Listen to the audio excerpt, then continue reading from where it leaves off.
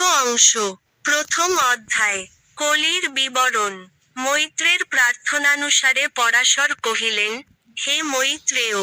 ব্রহ্মার দিনাবসানে প্রকৃত প্রলয় সময়ে যেরূপে জগতের সংহার হয়, তাহা বলিতেছি শ্রবণ কর।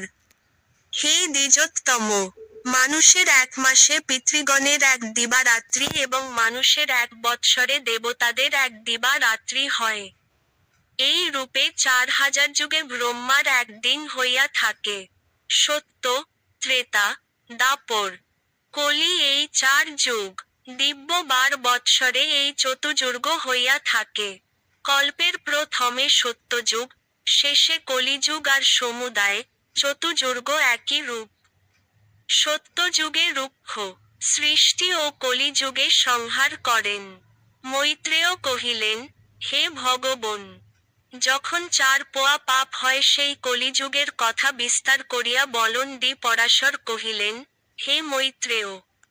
এই কলিযুগের কথা বলিতেছি শ্রবণ কর। কলিকালের মানবের দেবে বৃত্তি, আচার ব্যবহার, বর্ণের ও আশ্রমর কিছুই ঠিক সাই। বেদের বিবিধ মতো ক্রিয়া কাণ্ড বিবাহাদি করে না। পতি পত্নীর পর